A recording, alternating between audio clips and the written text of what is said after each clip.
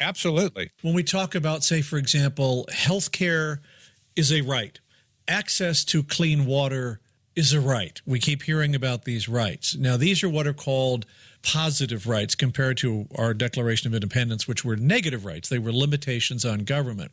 The problem with that, when you say that, is that somebody has to provide those rights. Now, I will say it would be a noble goal, and we should work towards it to try to see that everyone has clean water, that we structure our economies so that happens. If you look at where people don't have clean water, it's because their countries are so poor because of the structure of the economy and the government there that they don't. And it's the same thing for healthcare. Okay, I have a right to free healthcare. I'm going to walk outside. I need an operation. I'm yelling at the woods here. I need an operation. Notice, nothing happens. Somebody has to provide that. And that's, I think, the nexus that you're talking about here. All right. I just want to point that out. I'm not objecting to try to get health care for everybody. I'm not objecting to affordable. I don't think free health care works. I think we have to have affordable because it's a good or a service. Water is a good or a service. Food is a good or a service. And biblically, someone has to produce those services. And all money ever did was stretch that out, so that you and I don't have to go out and raise our own vegetables every day. We can do other things. Okay, I needed to say that. So now we come down to, we've had this merger, and you could see it. It was Marxism curving in with a good idea started by a Jesuit priest, an Italian Jesuit, back in the 1800s.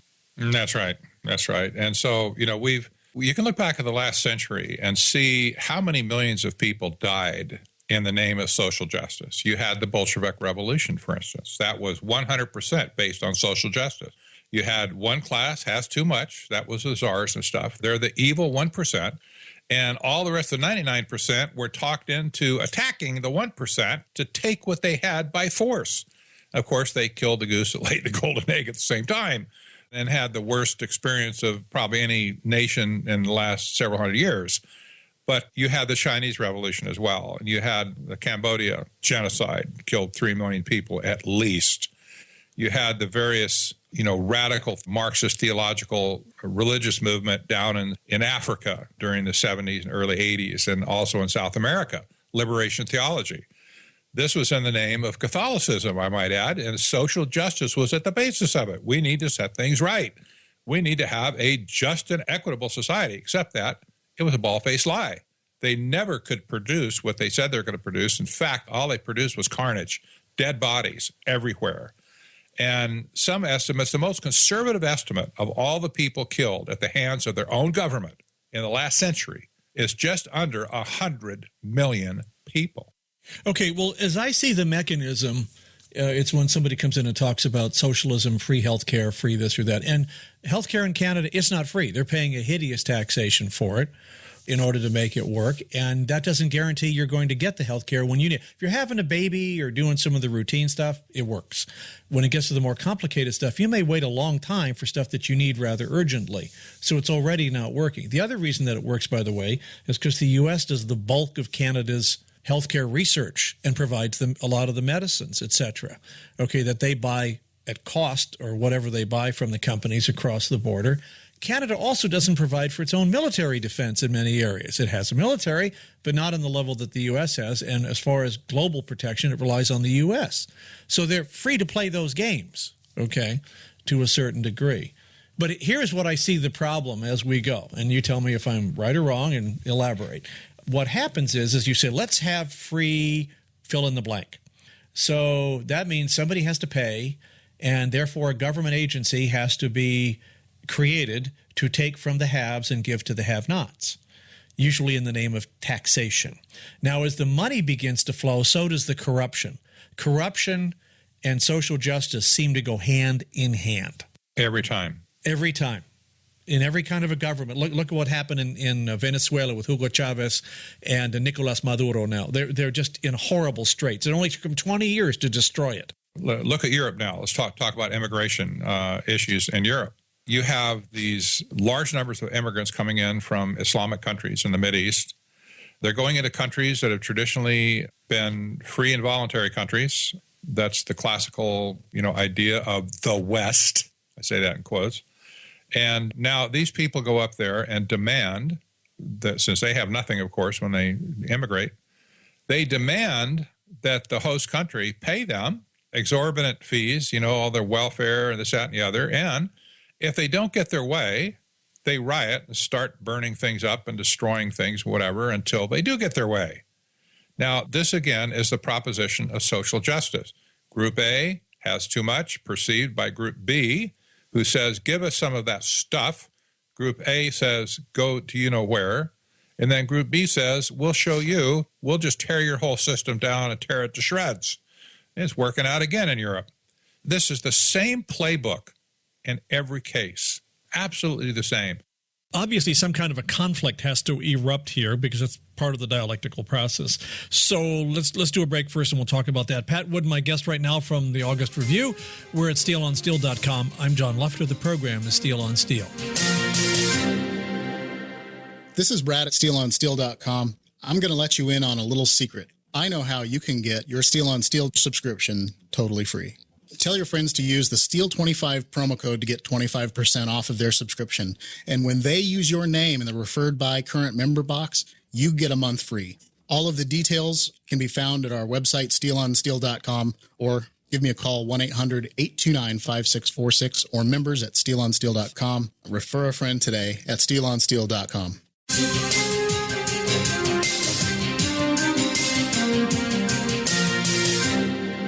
Whenever somebody uses the term social justice, you have to ask what that really, really means. It gets thrown around like sustainable development, climate change, all of these blurry terms that are supposed to emote us to some kind of an action, and you're a terrible cur if you don't. Welcome back to Steel on Steel. John Lufter here with you. We're talking about the dynamics of how this works. Pat Wood is our guest. He's an expert on sustainable development, Agenda 21. His website is technocracy.news, also author of the book Technocracy, Rising the Trojan Horse of Global Transformation. Okay, so the way social justice works, it's basically legalized envy or covetousness is what I say. According to social justice, everybody should have equal fill in the blank. So it's determined that Group A, the bad guys, have too much. Group B says, you have too much, therefore give us some of what you have. Group A says, well, go get it yourself. We worked for it, or something along those lines, or we're not going to do it quite like that. And Group B says, well, if you're going to be that way about it, we'll destroy your entire system. Okay, so pick up from there. There's got to be a conflict in here somewhere after this. The conflict comes when Group A says, look, Group B is not going to force us to do anything. We refuse. We have it. We earned it. We sweat for it or whatever, however they got it. It's theirs, not yours. And so Group A eventually gets into a conflict situation that says, if you can't give it to us peacefully, we're going to take it by force. And that invariably is when people start dying. This is exactly what's happening in Europe today. And it's exactly what happened in all the other revolutions. It's happening in Venezuela today. And it's happening in Venezuela. Now, I get upset. I'm sure you probably raise an eyebrow, too, when you see somebody, a young person, walking on the street with a T-shirt that has Che Guevara's picture on it. Now, this is hip today. This is cool. This is hip. Oh, this is all over the place. I know. Yeah. If people only understood his biography and the fact that not even Castro really liked him very well, and they were sort of glad when they got rid of him. But then after he died, he became a hero. He's a hero, and he's still a hero. And if you ask one of those young people, do you know who that is on your T-shirt? They wouldn't have a clue. Just a cool guy. Some, maybe some Mexican or something. Well, I mean, they don't know. They don't have a clue. And even if they know, oh, his name is Che. Isn't that cool? That's a hipster name, man. Che. I love that, And so they wear these shirts around promoting the very type of Marxism / social justice mantra that's been played out in the world for the last 150 years with great carnage. People just have no sense of history whatsoever. This is probably the big problem in society right now. One of the biggest is there is no sense of history. They stopped teaching history in school. People don't have a clue about American history, world history. They just don't know. And so they do stuff like that. They wear stuff like Che Guevara's picture on their chest proudly. I just can't wait to have some of that Che Guevara stuff, happen in my country. Well, if they were faced with an AK-47 pointed straight at their nose demanding that they do something against their will, they would have a different opinion real fast. Okay, so how do you deal with this now, and how does this link to technocracy? Because you talk about technocracy a lot. You may want to do a real quick definition of that for listeners who haven't heard previous programs. Well, yeah, technocracy is a replacement economic system that was designed back in the 1930s by scientists and engineers at the time. It was based primarily, originally, at Columbia University, if you can believe that. Good old Columbia, the most progressive university in history, probably. But in 1938, the Technocrat magazine defined technocracy like this, quote, "Technocracy is the science of social engineering, the scientific operation of the entire social mechanism to produce and distribute goods and services to the entire population." That's a direct quote from their magazine in 1938. It's the science of social engineering first. It has a design to take over all production and consumption and run it by scientific method. Of course, scientists and engineers would do the running. And you notice the word entire appears twice. The idea here is everybody's going to play in the system or else. There's no stragglers, nobody left behind. Everybody's going to be in it together. And so that's kind of what technocracy is in a nutshell. Why it is important to today. This is just a shortcut. People have to read my book, Technocracy Rising, to get all the details. But what happened here go back to Zbigniew Brzezinski. He wrote a book in 1970 called Between Two Ages, America's Role in the Technocratic Era. Yeah, glad you brought that up, yeah. That was a seminal book, in my estimation. And I would point out first, Brzezinski was not a communist. He was not a Marxist. He wrote about communism and Marxism, but he never considered himself as one. He looked forward to a different age in the future, and he called it the Technotronic era. And he wrote in his book, one of the main themes in the book was that Marxism and communism were an essential stepping stone to get to the final age that he saw as the Technotronic or Technocratic age. So he wasn't promoting Marxism just for the sake of Marxism. Let's go have a good old revolution. It sounded favorable towards Marxism in the sense that we need this in order to break down society to pave the way for the ultimate technotronic society. That's exactly what he said. That's what his subtitle indicates, Between Two Ages. He said right now, we are between two ages.